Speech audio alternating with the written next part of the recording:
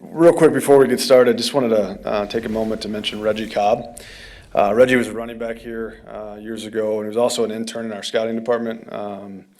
A really good guy, kind of an extension of our family in the scouting world, very close to some of our scouts. So just, I'd like to pass on some condolences and sympathies and prayers for his family. Also just want to talk quickly about, the draft process and all our scouts and all our support staff that have worked so hard, coaches as well, to get this thing together. We're kind of pretty close to wrapping it up and closing those doors to the draft room and just trying to get till Thursday. So really appreciative of everybody. So with that, I'll take your questions. Brian, what's the process, or you're closing the doors? When do you go back in? Do you sneak in? Do you let other guys come back in at all if they have a question? I mean, how closed off is this? Well, our draft room is our work room for our personnel staff, so we're kind of in and out of there all the time. We have kind of curtains that go up and lock and kind of close it off. So, you do get to this point where it's a little dangerous to react too much. So we feel really good about the work we've done. We kind of closed it up this morning after a couple last-minute things, and I wouldn't imagine there'll be a whole lot of tweaks between now and Thursday. You didn't send all your scouts home or anything? You know what? No, did not do that. We actually did, with Easter falling in the middle of this, we've only had this happen a few times, but a lot of our guys took off Friday night and went home to see their families on Sunday. Some of them stayed around here as well, but came back this morning and we get started. So, how do you deal with all the information and misinformation this week? I think if you've done your work ahead of time, if you've really put the work in and stuff, you kind of can sniff out the stuff that's false information and the stuff that might have some legs to it. I think you kind of address each thing as it comes, but like most people say, 90% of it is false information at this time. So, Brian, what kind of adjustments do you make, if any, having 2 picks on Thursday night and the preparation process going into that? No real adjustments to our preparation process at all. It may create a few more trade scenarios than when you just have the 1 pick on Thursday, but other than that, the process kind of stays the same. Hey, Goody, it's not like you had never been in a draft room before last year, right? You were in there for 20 years, but the first time in the big chair. When you look back, what, I don't want to say surprised you, but what came as something you weren't expecting? And then what do you look back on and say, okay, I learned from this and I can be better this year because of it? That's a good question. I moved up here in 2012 and kind of, started to go through the trade calls. I learned a lot through that process. I think I kind of learned this leading up to the draft last year, was just like the amount of preparation from a strategic, the way things might fall, was more than maybe, I had thought about it in the past, But I thought last year going into it, we felt pretty prepared, and so we really kind of followed the same kind of, template that we did last year with the guys and kind of going through different scenarios and things. So I wouldn't think we would do a whole lot different this year, Will March acquisitions impact April decisions? I'm sorry? Will March acquisitions impact any decisions this week? I'm sure in some ways they probably will. I think the biggest thing for me was just, we'd always like to attack this thing with the best player available and not really focus on too many needs. And I think, the more you do in March, certainly the more confident you feel, and just sit there and picking the best player regardless of what you feel you may need, Obviously, 12 is not a place you've often picked. Mm-hmm. In general, in a draft, how many true difference-making playmakers are there in any given draft? Yeah, I think every draft is different. I always kind of feel like there's a shelf, where it kind of starts to fall off, and then maybe you have bigger numbers in that second tier, and so you're always kind of trying to figure out where that is. But it's different in every draft. There's drafts that I've been a part of where it's been just 2 or 3 guys, and there's been drafts where it's been, in the high teens, But at the same time, and history certainly here has shown the fact that there's always chances to get difference makers throughout the draft, I think back to early in my career when, we drafted guys like, Donald Driver and Tauscher in the 7th round. I mean, those guys were absolute difference makers for our football team in the 7th round. So, I think it's our job, every time we pick to see who that is, What's the process of trying to decide who to bring in for the top 30 visits, and were you comfortable with the information you got out of those this year? Sure, certainly there's a medical part of it. There's a bunch of guys that were not at the combine that we needed medical grades on, so that's part of it. And a lot of it is just, trying to get to know guys maybe a little bit more. If there's some unanswered questions that, when we came out of the combine or pro days that we didn't feel like we had answered. And then sometimes there's just some subterfuge thrown in there as well. How much input does the coaching staff have in this? And is it maybe different than past years because they have a playbook to go through and they got other stuff on their plate, obviously? Sure. It's really no different than it ever has been since I've been in Green Bay. There's a really important role in what we're trying to do, but it really hasn't changed. You said after the free agent acquisitions in March, you felt that gave you a lot of flexibility going into this draft. I think that was the term you used. Going in now at 12 and 30 and with that flexibility, do you feel it kind of makes you a little unpredictable to other teams in terms of what you might be thinking and what you're doing here? I haven't really thought about it that way, but I would like to think so. But it's hard to predict what other teams, how they view what we do. I do like our flexibility to be able to move around and not feel like pigeonholed to have to take a certain position or a certain player. Brian, kind of building off an earlier question from Jason, I know that this is not your first time, this is your second time as GM, but what are the emotions like when you guys are on the clock? For you, just kind of the rush and the experience of having the opportunity to potentially change a franchise? Yeah, it's exciting. I mean, a lot of it depends on the player that you're picking too, but again, you do this for as long as a lot of us have in that room. This is what you work all year for, so it's really exciting to have the ability to try to help your football team and add to that mix. So I think we're all real excited. We're at that point now where we're ready for Thursday to get here, and just get through the weekend and see what we can do to help our team. But just excited. What do you think Milt's role will be in the draft room this year? He'll be part of our group that's working the phones, and certainly guys with the other guys, John, Eric, Woj, Matt, Russ, guys that I'll lean on as far as working through trade scenarios and just kind of strategically looking at the board. How did those trades play out last year? Because you go from 14 to 27 to 18. Sure. Had you talked to the Saints earlier in the week? Did you call Schneider then when you wanted to get back up? Just so we can understand maybe how trades work.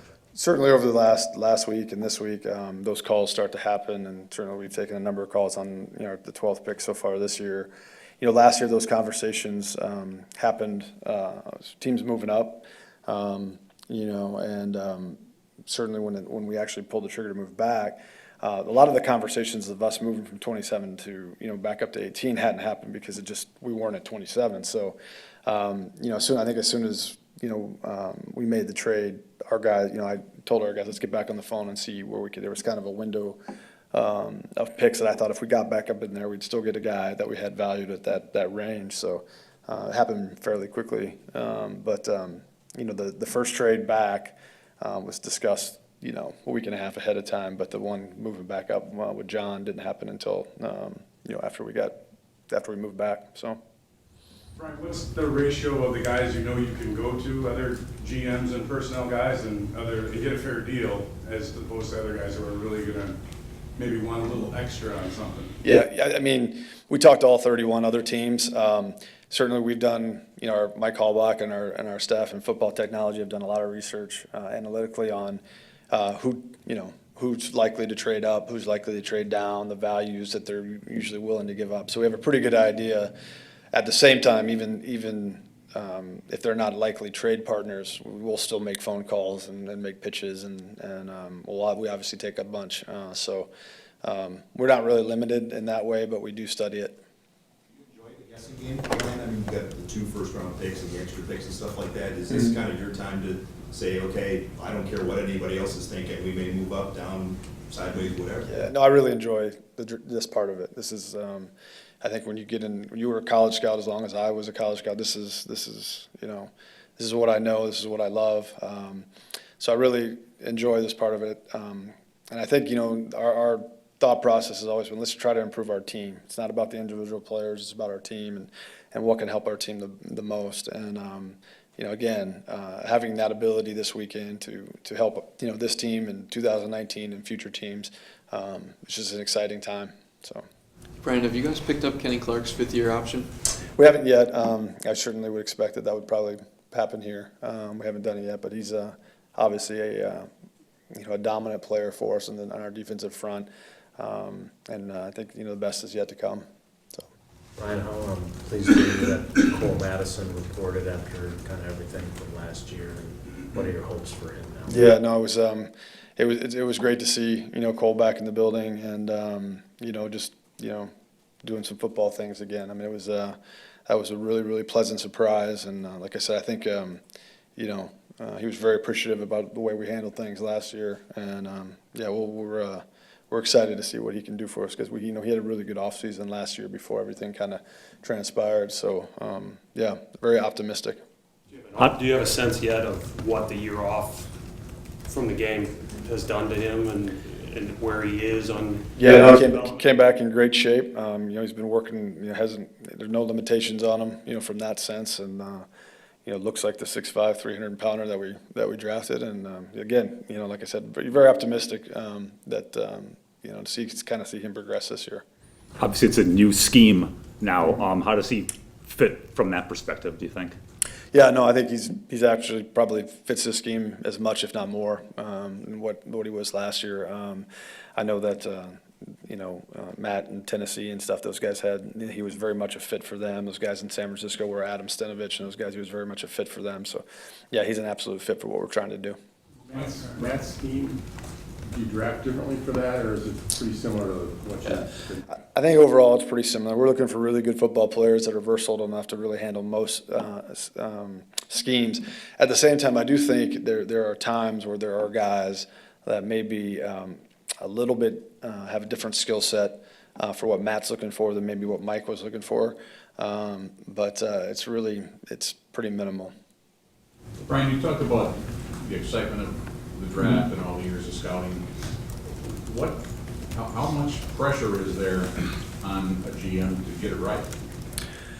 Yeah, I think every personnel transaction, it's pressure on to get it right. I think for me, I've been around two of the best that have ever done this, in Ron and Ted, and as good as they were, they had their misses too. So I think there's pressure to get it right each and every pick, each and every signing.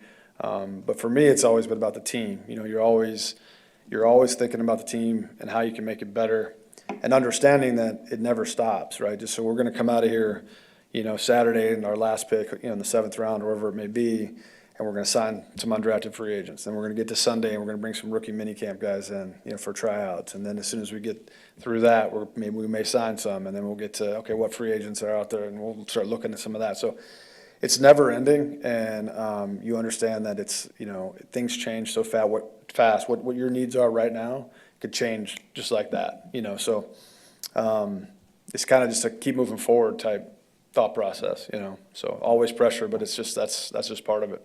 I know it's about best player available, but do you feel like the depth of the drafted positions fits what you guys need? Yeah, I think there's different areas this year that are stronger than others, just, like every year. But yeah, I think, again, some of the things we've done, I think where our team sits today, I'm not super concerned about, hey, we absolutely have to do this, we absolutely have to do that. I think we can kind of sit back, see where the draft board is strong, try to get there, and then just take the best players available. We've always looked at this as a long-term type thing, the draft specifically, and I think it's a really good draft overall, and I think we have a chance to help our team, so we're excited. Speaking of the long term, do you have to look at contracts coming up next year, your 2020 free agents, and draft accordingly, just in case you can't sign player A, B, or C? Yeah, I think you're always looking 2-3 years out, kind of how your team's unfolding, and kind of trying to see how, map that out. So that's always part of it. Ryan, at this time last year, the personnel department was a little light after some of the guys went to Cleveland, and I remember they were talking about maybe doing more than one role just to kind of make sure you guys got through April. So now that everybody is here and you have the full complement of guys, what were maybe some of your directors, or what were you able to do a little bit differently now that you weren't kind of plugging holes here, there, and everywhere just to get through the draft? Yeah. I think, last year, John Eric and John Wojciechowski, like those guys were absolutely ready for the roles that they were kind of coming into. We were a little top heavy before, so I don't think we were super stressed out last year, but with from a coverage standpoint, this year I think we're, as a staff, I really felt we were humming. Like we had some young guys that we brought in and are, really kind of taking, their profession to another level and understanding kind of what we want to do now moving forward. And we've certainly tweaked our process a little bit. And, I think the guys that, at the top there that are kind of directing those guys, they're very much aware of it and they're more comfortable in their roles as well. So I think it was just a smoother, process. I think, those guys were we were thinking on each other's level more so, and then having to go back and discuss it more and more, so. You were scouting when Coach Sherman had the GM job, and he's acknowledged that, some of the defensive line, either signings or draft picks didn't work out for him, and that was part of the problem. When you look at where you guys are in the secondary, you guys have invested a lot of premium picks that are going back to HaHa and 14. How do you feel about where you are now and maybe what you were able to do last year with those 2 picks to kind of put you in a spot, I guess, you feel better than you did before?